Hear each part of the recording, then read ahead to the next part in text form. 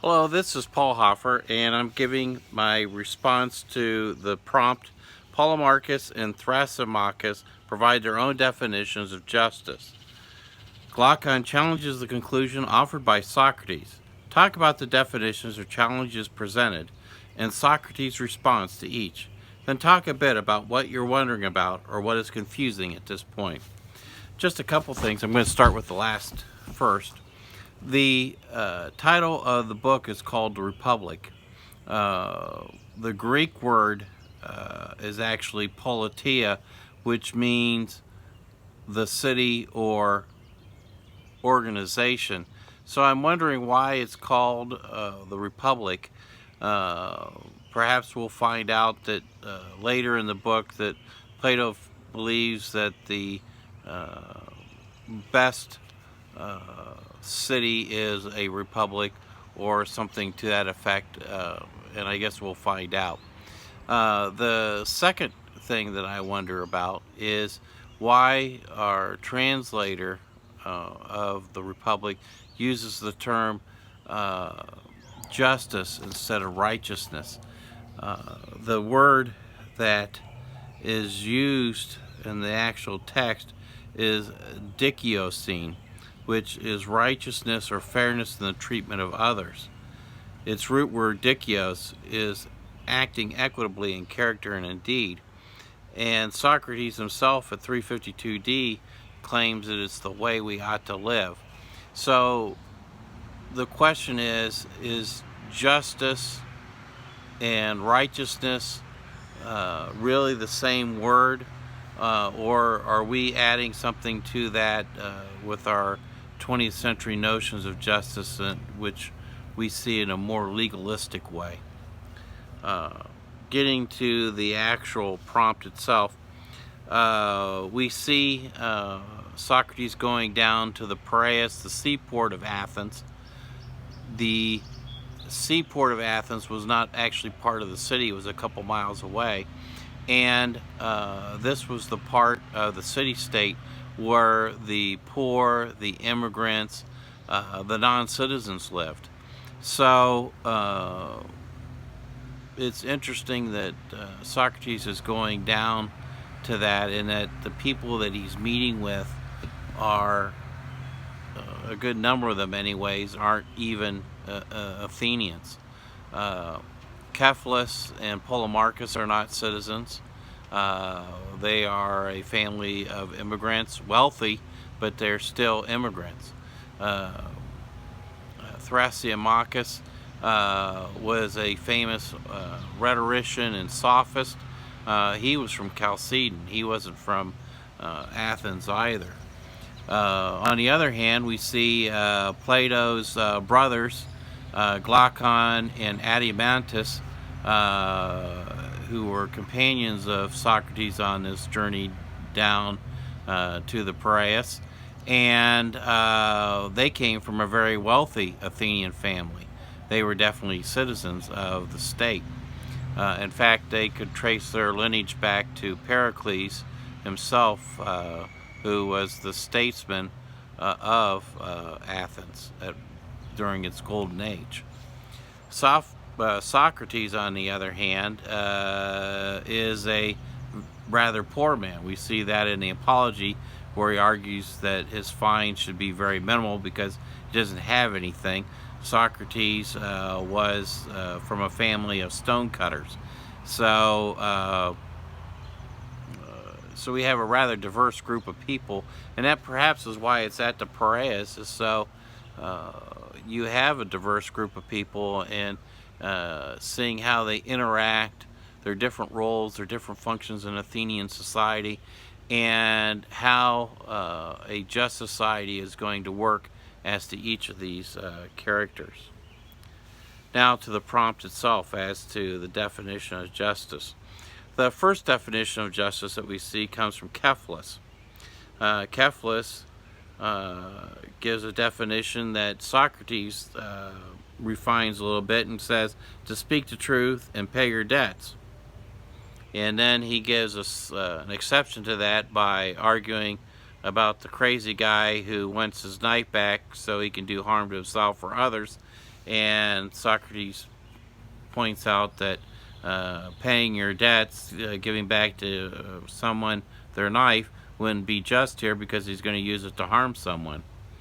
Kephalus, interestingly, gives a definition of justice that Socrates doesn't expound upon, which is to be moderate and content, to be decent and orderly, and not to owe the gods or another.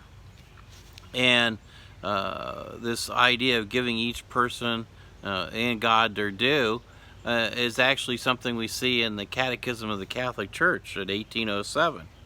Justice is the moral virtue that consists in the constant and firm will to give their due to God and neighbor. Justice towards God is called the virtue of religion. And indeed, we see that in the Euthyphro, where Socrates asks Euthyphro, is piety a kind of justice, or is justice a kind of piety? And Euthyphro answers to Socrates' satisfaction that piety is a kind of justice.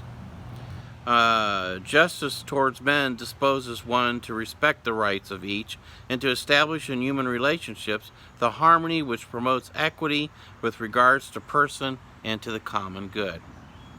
So we see Kephalus give a definition of virtue that should sound familiar to us Catholics, because in a roundabout way, or very close to our definition, he's expounding it, and Socrates doesn't seem to think too much of it.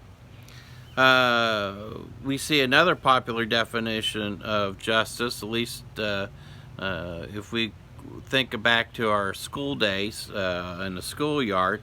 He says justice is, Polemarchus thinks that justice is helping one's friends and harming one's enemies, and argues that is what one owes to others. And Socrates defeats that argument by, first of all, showing that it's not true in the context of the subject. He argues that a just person will be good at useless things and being unjust at things that are important, using Polemarchus's definition. Often we don't know who our friends and enemies are, and thus we may treat those that we think are friends rightly, and those we think are enemies wrongly, and actually we might be treating the wrong person the wrong way under Polemarchus's definition, and that would be unjust. Finally, it doesn't seem just to treat anyone badly, not even an enemy.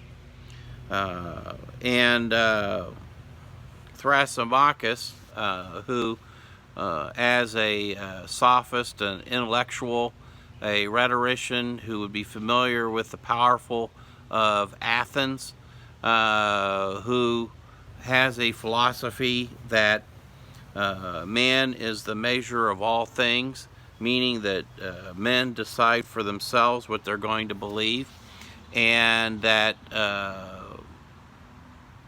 basically he takes a realistic approach to justice, one that we seem to see on television and other things every day, that justice is the advantage or what is beneficial to the stronger.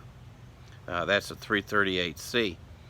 He then argues that justice is different in tyrannies and aristocracies and democracies, depending on who's making the laws and the people that are being ruled, and that laws are made to serve the interests of the rulers of each regime.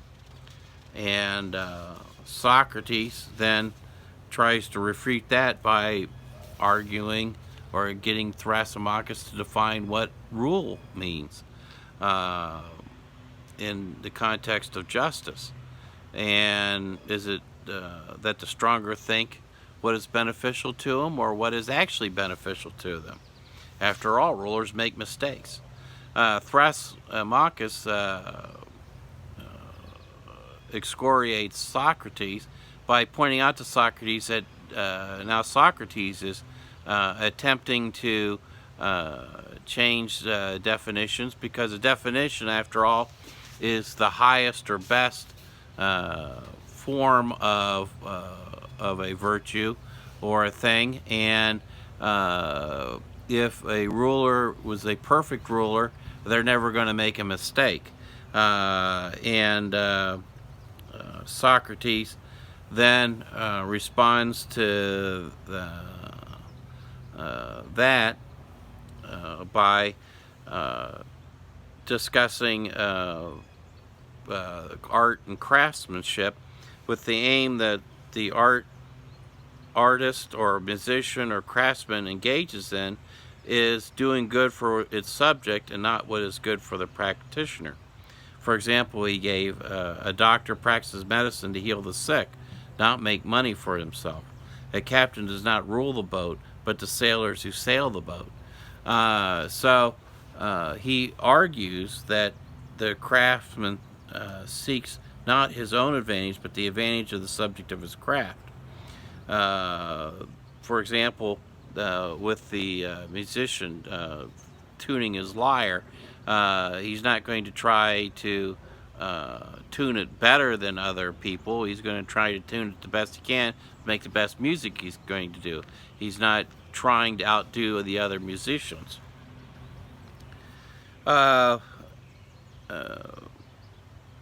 Looking at it from that perspective, Socrates then seems to demonstrate that the stronger serves the weaker. The ruler's advantage is what is earned in response to of the weaker to the service provided by the ruler. And Thrasymachus then tries to refute this notion by arguing that some arts, such as shepherds, while they do care for the sheep, ultimately do so for their own personal advantage. After all, the sheep is the one that's going to get fleeced for the benefit of the shepherd or the owner of the sheep. He's the one that's going to get cooked. He's the one that's going to get sold, not the shepherd. So justice is the good of the other who does what is advantageous to the stronger or ruler, which is harmful to himself. For example, the fatter the sheep's going to get, the sooner he's going to get slaughtered. The more fleecy the sheep gets, the sooner he's going to get sheared. Thrasymachus argues that injustice on a sufficiently large scale is stronger, freer, and more masterful than justice, and is the advantage of the stronger, that is, the just, while the unjust is what profits man's self and is for his advantage. And then he goes on to argue that the paragon of a happy, unjust person is a tyrant who is able to satisfy all their desires and never get overthrown or caught. Socrates goes back and tries to show that the shepherd's concern for his sheep is different than the shepherd's concern to make money. It's something extraneous to the art itself. No power art provides what is beneficial to itself. Art's not going to make its own money. It's going to make art. And then if the person decides to take that art and then sell it, that's something that's an additional to the art. And Socrates argues that that's true of rulers. They then wrangle over whether rulers are really truly want to rule or not. Socrates claims that the best rulers are reluctant to rule, but do so out of necessity. They do not wish to be ruled by someone inferior. He doesn't want to be. They don't want to pay a penalty. They're not doing it for money or honor. They're doing it because of that penalty. On the other hand, money or honor or power is actually something that's given to the ruler as an inducement to overcome their reluctance to rule. And that's how Socrates sees it. He really argues that a true ruler doesn't seek his own advantage, but that of his subjects. That's at 347d. The discussion then moves on to whether it's more profitable to be just or unjust. Socrates proves it is more profitable to be just than unjust by showing that the just man is wise and good, and the just man is ignorant and bad. Injustice produces internal disharmony, which prevents effective actions. When two crooks work together to rob somebody, Socrates argues basically that there's a form of justice between the two robbers, because otherwise they wouldn't be able to rob in concert, because if they were totally unjust, they'd be trying to rob each other at the same time that they're robbing their victim.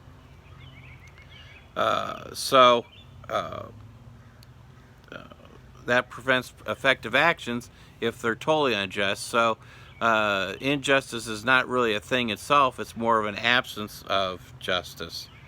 The less justice there is, the more unjust the person's going to be.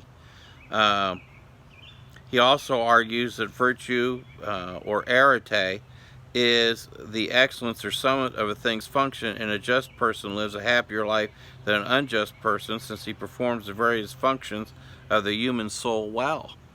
That's a 352D. There's still some dissatisfaction in the discussion, because while they got off on a tangent, they haven't discussed really what justice is by itself. Glaucon, at the beginning of Book 2, talks about how he's not satisfied and demands that Socrates provides a better definition, and to show that it's more profitably just than opposed to being unjust. And Glaucon argues categories, and he divides good things into three classes: that there are things that are good in themselves, things that are good both in themselves and their consequences, and things that are good only for their consequences. He places justice in that last category. Socrates tries to put it in the best category, that justice is good in itself and in its consequences. And then they set out a plan to prove that by showing how justice would work in a city, and if the definition of justice in that context would then work for an individual in an individual's life. They used the example of taking the larger writing, the city, and comparing it to the smaller writing, or the individual. And then at that point they set out to construct their city, and they start by populating the city with various classes of people, various functions, various roles, art, etc., and discuss the next step is how art is going to play in that city. My question at this point is, if there is a common notion of justice for all, a common good, so to speak, why does it seem that Socrates wants to give some folks some advantages and benefits that he's not offering to the other groups? Why does he seem to offer the guardians one thing, the craftsmen another thing, the people in between a different thing after that? Is justice the same for everyone, or is it different based on how you're predetermining what their due is? With that, I am done, and I look forward to hearing from all of you. Thank you. Bye.